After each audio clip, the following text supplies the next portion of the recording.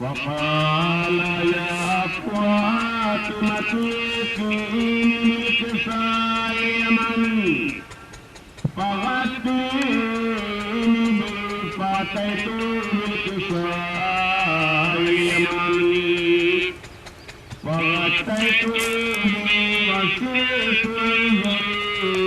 إليه وإذا وجهه يتلألأ كان البدر في تمامه وكماله. اللهم صل اللهم صل على محمد وآل محمد فما كانت وإذا ولد يحسن عما أقبلنا وقال السلام عليكم وہی چلاتا ہے فقلت عليك السلام.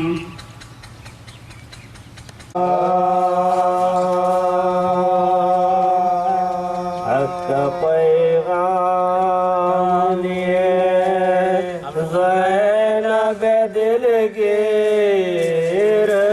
چلی حق پیغام لیے زینب دلگیر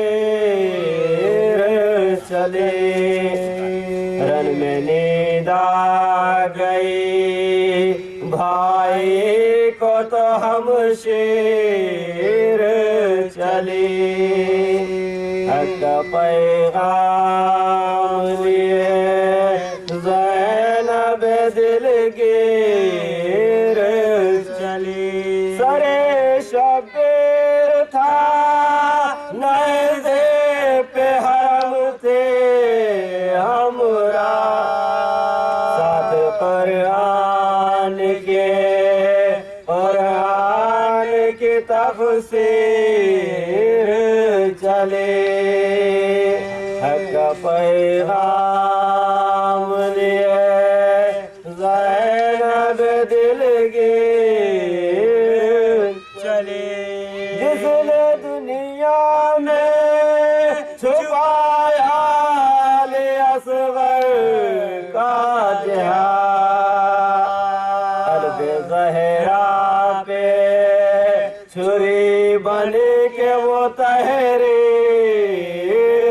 چلے حق پیغام لیے زینب دلگیر چلے دیکھ کر اصغر معصوم کے ہونٹوں پہ ہنسی موت شرمائی ہوئی جانب بے شیر چلے حق پیغام لیے زینب دلگیر چلے مسکرا کر صفے دشمن پہ قیامت کر دی گل ہوا اصغر بے شیر کے شمشیر چلے حق کا پیغام لیے زینب دلگیر چلے نکلے خیمے سے جو اکبر تو کہا دانے دیکھو اللہ کے محبوب کی تصویر چلے حق کا پیغام لیے زینب دلگیر چلے ایک طرف اہل ستم ڈھونڈ رہے تھے میاں ایک طرف روتے ہوئے مادر دلگیر چلے حق کا پیغام لیے زینب دلگیر چلے کیسے ایک کوکھ جلی ماں نے دیکھا ہوگا قبر کھودی گئی اور حلق پہ شمشیر چلے حق کا پیغام لیے زینب دلگیر چلے چھن گئی زینب کلثوم کے چادر جس دا پردہ کرنے کے لیے آیا تطہیر چلے حق کا پیغام لیے زینب دلگیر چلے رن میں جب ٹوٹ گیا خنجر پیکا کا غرور عزم سجاد سے ٹکرانے کو زنجیر چلے حق کا پیغام لیے زینب دلگیر چلے ظلم نے سینکڑوں انداز نکالے لیکن صبر کے سامنے کوئی بھی نہ تدبیر چلے حق کا پیغام لیے زینب دلگیر چلے جانے کیوں قتل شہیدی پہ قیامت کر دے تھی بہن سامنے جب حلق پہ شمشیر چلے حق کا پیغام لیے زینب دلگیر چلے آ گئے چشمے عزادار میں آنسو جس دا اپنا رومال لیے مادر شبیر چلے حق کا پیغام لیے زینب دلگیر چلے فاتحہ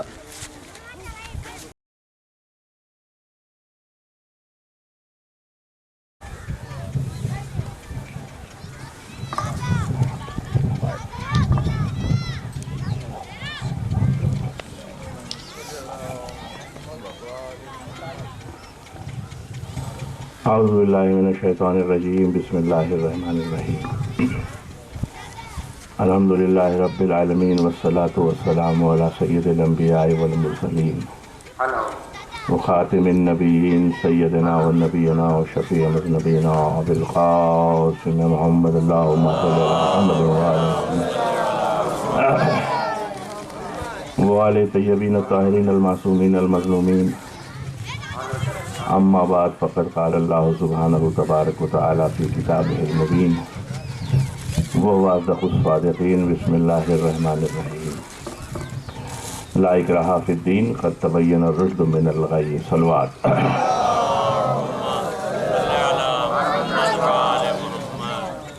حضرات میں نے سورہ بقرہ کی 256ویں آیت کا پہلا جملہ جو ہمارے یہاں آیت الکرسی کا جز مانا جاتا ہے،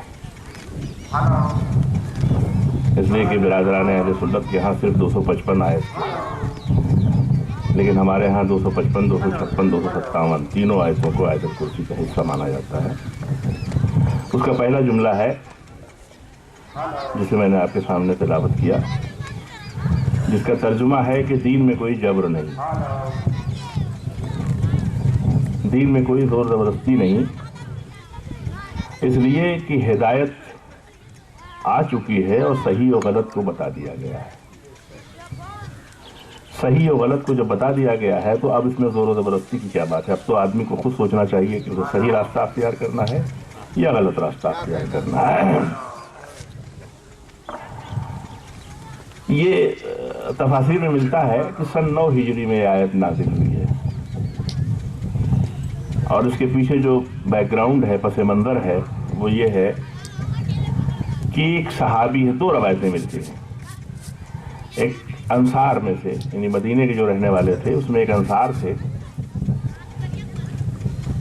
جو کاروبار کے سلسلے میں سیریا، دمشق یعنی شام جایا کرتے تھے۔ تو دمشق جو ہے وہ تو پہلے عیسائی روم کے ماتحت تھا، باجگزار تھے وہاں کے لوگ، اٹلی کے بادشاہ کے۔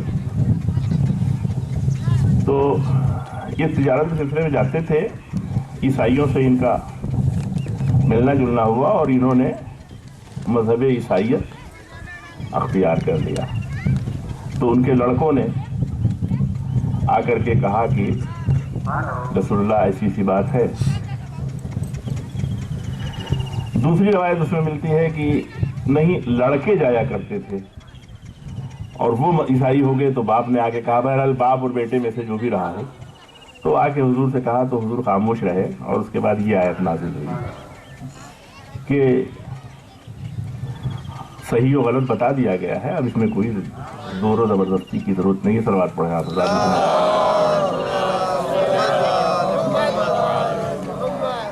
اب یہیں پہ آ کر کے میں تھوڑا سا ایک بات عرض کرنا چاہوں گا۔ ہمارے پاس یہ صدقہ ہے جناب زینب کا، یہ فرش ملا ہوا ہے، اور ائمہ نے کہا ہے کہ یہ فرش جو ہے ہماری درسگاہ ہے۔ یہاں سے ذکر محمد و آل محمد اور علوم اسلامی کی نشر و اشاعت ہوتی ہے۔ اور ایک خاص بات اور ہے اس فرش کی، جو اور کہیں نہیں ملتی۔ درسگاہ جتنی ہے، آپ کے ہاں بھی اسکول بھی ہیں، مدرسے بھی ہیں، درسگاہیں جو ہیں اس میں درجہ بندی ہوتی ہے۔ سبحان اللہ، سبحان اللہ۔ یہ پہلے میں ہے، یہ دوسرے میں ہے، یہ تیسرے میں ہے، درجہ بندی ہوتی ہے۔ یہ وہ درسگاہ ہے جس میں درجہ بندی نہیں ہے۔ یہاں مبتدی جو ہے، جسے الف بے بھی نہیں معلوم ہے، وہ بھی بیٹھا ہے، ماں کی گود میں بیٹھا معصوم بچہ جو لاشعوری میں ذکر سن رہا ہے، اور 70-80 برس کے ضعیف و بزرگ بھی بیٹھے ہوئے ہیں جنہوں نے پورے زمانے کے حالات کو دیکھ لیا ہے۔ اور تو یہ وہ درسگاہ ہے کہ جس میں یہ وہ کلاس ہے، تو یوں کہہ دو یہ وہ کلاس ہے، یہ وہ درجہ ہے جس میں ہر درجے کے لوگ ہوتے ہیں۔ صلوات پڑھیں آپ حضرات محمد وعلیہ۔ اب اس میں ظاہر سی بات ہے کہ کچھ وہ ہیں جنہیں سب معلوم ہے، تو اب کیوں آئے وہ؟ ہمیں تو معلوم ہے. یہ بھی ایک سوال پیدا ہوتا ہے. اور کچھ وہ ہیں جنہیں کچھ نہیں معلوم ہے، تو وہ آئیں کیونکہ انہیں معلوم کرنا ہے. تو اس کے لیے بھی معصومین نے کہا ہے کہ معلوم ہے مگر فرش پہ بیٹھو گے تو فضیلتیں بڑھیں گی، ثواب میں اضافہ ہوگا، اور نہیں معلوم ہے تب بھی ثواب بھی ملے گا اور علم بھی اضافہ ہوگا. صلوات پڑھیں آپ حضرات محمد علیہ. تو اب یہیں پہ آ کر کے جو میرا اپنا نظریہ ہے، میں اپنے نظریہ اپنے خیال سے تاریخ کا جاننا بہت ضروری ہے. جیسے اس آیت کو لا اکراہ فی الدین روز پڑھایا جائے، لیکن کس پس منظر میں یہ آیت آئی ہے؟ جب پس منظر ہمارے سامنے ہوگا تو بات زیادہ اچھی طریقے سے واضح ہو جاتی ہے. تو یہاں کہا جا رہا ہے کہ حق و باطل، صحیح و غلط تو بتا دیا گیا ہے. تو کب بتایا گیا؟ صحیح و غلط تو بتا دیا گیا ہے، تو کب بتایا گیا اور کیا بتایا گیا؟ اب اس کب اور کیا کے جواب کے لیے ہمیں تھوڑا تاریخ میں جانا پڑے گا. اس لیے میں اکثر اس بات کو جب بھی جہاں موقع ملتا ہے کہتا ہوں کہ تاریخ کا جاننا بہت ضروری ہے. اس لیے کہ تاریخ ہمیں ماضی سے جوڑتی ہے. پچھلے واقعات کیا ہو چکے ہیں اس سے ہمیں جوڑتی ہے، اور تاریخ سے سبق لے کر ہم اپنے حال کو سدھار سکتے ہیں اور مستقبل کے نصب العین اور ہدف کو طے کر سکتے ہیں. اس لیے تاریخ کا جاننا بہت ضروری ہے. اور جب تاریخ جان جائے گا انسان، اور خصوصیت کے ساتھ اسلام کی تاریخ، تو پھر اسے حق و باطل سمجھنے میں دقت نہیں ہوگی. اسی لیے جہاں کردار داغدار ہیں یا کمیاں ہیں وہ کہتے ہیں تاریخ مت پڑھو. یہ ایک فرق ہے. اور میں کہتا ہوں کہ تاریخ پڑھو، اس لیے کہ تاریخ بہت سے چہروں کو بے نقاب کر دیتی ہے. شخصیت کتنی بھی بڑی کیوں نہ ہو، لیکن تاریخ چہروں کو بے نقاب کر دیا کرتی ہے. تو اب اسلام کی تاریخ کب سے شروع ہوئی ہے؟ سوال ہوتا ہے اسلام کی تاریخ کب سے شروع ہوئی ہے؟ تو اب اسلام، تو ہم تو یہ کہتے ہیں، قرآن بھی کہتا ہے، ائمہ نے بھی کہا ہے، حدیثیں بھی ہیں کہ اسلام، ہر نبی اسلام ہی تو لے کے آیا تھا. تو اب نبوت کی ابتدا کہاں سے ہوتی ہے؟ جہاں سے نبوت کی ابتدا ہے وہاں سے اسلام کی تاریخ ہے. تو پہلے نبی حضرت آدم ہے. تو گیا جس دن سے آدم کی تاریخ کی ابتدا ہوئی یا آدمیت کی ابتدا ہوئی، اس دن سے اسلام کی تاریخ کی ابتدا ہے. لیکن نہیں، اس سے تھوڑا سا اور آگے بڑھیے تو ہمیں حضور کا جملہ مل جاتا ہے. آپ فرماتے ہیں کہ میں اس وقت بھی نبی تھا جب آدم آب و گل کے درمیان تھے. تو نبوت کی تاریخ تو حضرت آدم سے پہلے کی ہے. تو اسلام بھی، حضرت آدم بعد میں آئے ہیں، اسلام کی تاریخ بھی ان سے پہلے کی ہے. صلوات پڑھیں آپ حضرات محمد علیہ. اب اس کے بعد پھر، لیکن اب اتنی تاریخ کو سمجھنا، پڑھنا ایک بہرحال بڑا مشکل کام ہے. میں تھوڑا اور اس کو میرا اپنا نظریہ ہے کہ اس کو اور اختصار کیا جائے اور گھٹایا جائے تو کم سے کم جس حضور کی ولادت سے لے کر اور امام کی غیبت کبریٰ تک، یہ تقریباً جو 300 برس کی تاریخ ہے، اس کو تو ہمیں جاننا، کم سے کم ہمیں تو جاننا چاہیے. لیکن افسوس یہ ہے کہ ہم یہ 300 برس کی بھی تاریخ نہیں جانتے. پھر کہتا ہوں اس سے بھی کم کر لیجیے. اگر 300 برس نہیں تو کم سے کم ولادت جناب سرور کائنات سے لے کر عصر عاشور، صلوات پڑھتے ہیں آپ حضرات محمد، عصر عاشور تک تقریباً 113 برس اس تاریخ پر تو ہماری بھرپور نظر ہونی چاہیے، اس لیے کہ میں نے عرض کیا کہ تاریخ ہی ہمیں مستقبل بتاتی ہے، ورنہ ہم میں اور جانور میں کوئی فرق نہیں ہے، لیکن جانور کے پاس کوئی تاریخ نہیں ہے اس کی اپنی، اس کی ایک فکس لائن ہے، پیدا ہوا، بڑھتا گیا، آخر میں مر گیا۔ ہر جانور کی ایک ہی زندگی ہے، اس کی زندگی میں نہ کوئی تغیر ہے نہ تبدیل، بالکل ایک جیسے ریل کی پٹری پہ ریل دوڑتی ہے، نہ دائیں نہ بائیں، وہی حال جانور کی زندگی ہے۔ لیکن انسانی زندگی جہاں پچھلوں نے اپنی ارتقاء اور اپنی ترقی کو کا خاتمہ کیا، وہاں سے اگلوں کی زندگی شروع ہوتی ہے۔ دیکھیں علم کے میدان میں دیکھ لیجئے کہ جہاں آج سے 4 سال پہلے جہاں ٹیکنالوجی پہنچی ہے وہاں سے نیا، تو انسانی زندگی کیوں ایسا ہے کہ جہاں پچھلوں نے ختم کیا ہے وہاں سے اگلے شروع کرتے ہیں؟ اس کی وجہ یہ ہے کہ ہمارے پاس تاریخ ہے، انسان کے پاس تاریخ ہے، حیوان کے پاس اپنی کوئی تاریخ نہیں ہے۔ اسی لیے انسان اور حیوان کا سب سے بنیادی فرق، جہاں اور فرق ہے اس میں یہ ہے کہ انسان کے پاس اپنی تاریخ ہے، ہمیں اپنی تاریخ جاننا بہت ضروری ہے۔ صلوات پڑھیں آپ حضرات محمد۔ اب آ جائیے،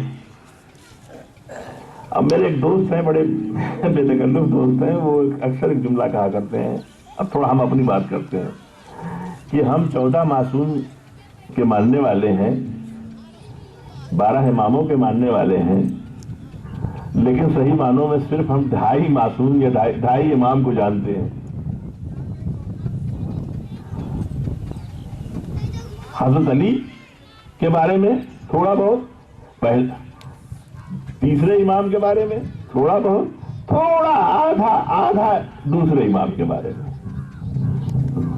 2.5 امام سے زیادہ ہمیں، اور معصومین کے لیے تو 4.5، تھوڑا رسول اللہ کے بارے میں، تھوڑا جناب سیدہ کے بارے میں، اور یہ 2.5 امام۔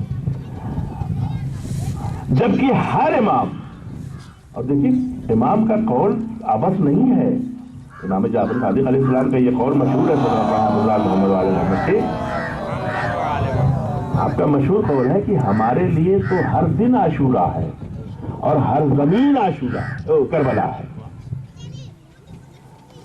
تو اس کا مطلب ہر امام کی زندگی کا ہر دن عاشورہ ہے، اور ہر زمین اس کے لیے کربلا ہے، چاہے وہ مدینے میں ہو، چاہے وہ بغداد میں ہو، چاہے وہ سامرہ میں ہو، چاہے وہ کوفے میں ہو، کہیں بھی جہاں بھی امام ہے ان کے لیے ہر دن کربلا ہے، ہر دن عاشورہ ہے اور ہر زمین کربلا ہے۔ تو کربلا اتنی وسیع ہے، امام فرماتے ہیں، اور ہم نے اتنا سمیٹ دیا ہے، ہم نے کربلا کو اتنا سمیٹ دیا ہے۔ تو حقیقت میں اب چونکہ یہ ایام عزا کے دن ہیں، اور بہرحال ان دنوں میں خصوصیت کے ساتھ امام زین العابدین علیہ السلام کا ذکر ہوا کرتا ہے، مگر ہم نے اس امام کو بھی نہیں جانا۔ جبکہ میں بتاؤں یہ سال بڑا اہم سال ہے، پتہ نہیں ہمارے لوگوں کا ذہن اس طرف گیا کہ نہیں گیا۔ یہ ہجری کا کون سا سال ہے؟ 1438 ہجری ہے۔ 2 روایتیں ملتی ہیں، معتبر جو ہے وہ یہ ایک روایت ہے کہ آپ کی ولادت 1437 ہجری میں ہوئی ہے، لیکن زیادہ علماء نے کہا ہے کہ 1438 ہجری میں ہوئی ہے۔ تو یہ 1400ویں سالگرہ ہے امام کی، یہ 1400 برس امام کی، 1400ویں سالگرہ ہے امام کی۔ تو یہ سال تو صحیح معنوں میں ہمیں وقف کر دینا چاہیے امام زین العابدین علیہ السلام کے لیے، اس لیے کہ 1400 برس آپ کی ولادت کو اس سال میں ہو رہے ہیں۔ لیکن ہم کتنا جانتے ہیں؟ بیمار کربلا۔ ارے تاریخ دیکھیے تو چوتھے امام نہ کربلا سے پہلے بیمار تھے نہ کربلا کے بعد بیمار تھے، صرف کربلا میں بیمار تھے، اور وہ بہرحال ایک مشیت تھی کہ کہ جس کے تحت چونکہ آپ کو بیماری کی وجہ سے آپ پہ جہاد ساقط تھا اور سلسلہ امامت کو قدرت کو بڑھانا تھا، لہذا یہ امام نہ کربلا کے پہلے بیمار ہے نہ کربلا کے بعد بیمار ہے، مگر ہمارے ذہنوں میں فقط بیمار ہے۔ یہ ایک غور کرنے کی بات ہے۔ اور بہت سی چیزیں وقت نہیں ہے کیونکہ اس کا جلوس بھی نکلنا، بہت سی چیزیں ایسی ہیں جو ہم نہیں جانتے۔ آپ کا ایک خطاب ہے ابن الخیرتین، کیا کروں تاریخ میں اگر بھول جاتا ہوں تو پھر حضور نے کہا ہے کہ میں ابن الذبیحین ہوں۔ جناب سرور کائنات نے کہا ہے، آپ کی حدیث ہے کہ میں ابن الذبیحین، یعنی میں دو ذبیحوں کا بیٹا ہوں۔ اور آپ کو خطاب ملا ہے ابن الخیرتین، دو خیر خاندانوں کے، دو بڑے اشرف خاندان کے آپ چشم چراغ ہیں۔ صلوات پڑھیں آپ حضرات محمد۔ ابن الذبیحین کیوں؟ اب اختصار سے وقت نہیں ہے ورنہ بڑا تفصیلی۔ ایک حضرت اسماعیل قربان گاہ منی میں گئے ہیں، اگر آپ ذبح ہو جاتے تو سلسلہ ہی نسل ہی ختم ہو جاتی اور اسی نسل سے حضور ہیں۔ تو پہلے ذبیح وہ ہیں، دوسرے ذبیح آپ کے باپ ہیں جناب عبداللہ کے بارے میں یہ ملتا ہے کہ جناب عبد المطلب کے صرف ایک بیٹے تھے، صرف ایک بیٹے حارث تھے، سب سے بڑے، جن کے بیٹے ہیں عبیدہ جو شہید بدر ہیں۔ جب کفار نے کہا ہے کہ بھیجو، پہلے انصار گئے ہیں جنگ بدر میں، تو انہوں نے کہا ہم یہ ہمارے ہم جنس نہیں ہیں، ہمارے ہم جنسوں کو بھیجو جو ہمارے برابر والے ہیں۔ تو جناب عبیدہ، جناب حمزہ اور مولا کائنات، یہ تین کو آپ نے بھیجا ہے عتبہ، شیبہ اور ولید کے مقابلے میں۔ تو شیبہ کو جناب حمزہ نے قتل کر دیا، ولید کو مولا کائنات نے قتل کر دیا، عتبہ سے جناب عبیدہ کا مقابلہ ہوا ہے، اور جس میں آپ کے پیر میں زخم لگا ہے، اور ادھر ولید کو قتل کر کے مولا فارغ ہو گئے تھے تو آ کے ولید کا کام تمام ہوا ہے۔ لیکن شوق شہادت کیا تھا کہ زخمی حالت میں، حالانکہ اسی زخم سے بھی آپ کی موت ہوئی ہے، جب زخمی حالت میں لے کے گئے ہیں تو انہوں نے یہی کہا کہ یا رسول اللہ کیا میں شرف شہادت سے محروم رہا؟ تو آپ نے کہا نہیں، آپ کو جو ثواب شہادت ہے، جو درجہ شہید کا درجہ ہے، وہ حاصل ہو گیا، لیکن اسی زخم کے بعد کی وجہ سے کچھ دنوں بعد آپ کا انتقال ہوا۔ تو ان کے باپ تھے حارث تنہا تھے جناب عبد المطلب کے بیٹوں میں۔ تو یہ دمدم جو ہے، ہم دمدم کو پاٹ دیا گیا تھا، دمدم کو پاٹ دیا گیا تھا۔ جب دمدم پاٹ دیا گیا تھا اور پتہ نہیں تھا اس کا، تو جناب عبد المطلب کی شخصیت کا اس سے پتہ لگتا ہے کہ انہیں بشارت ہوئی کہ زمزم کو ریسٹور کرو۔ تو اب زمزم ہے کہاں؟ تو انہیں بشارت ملی دو،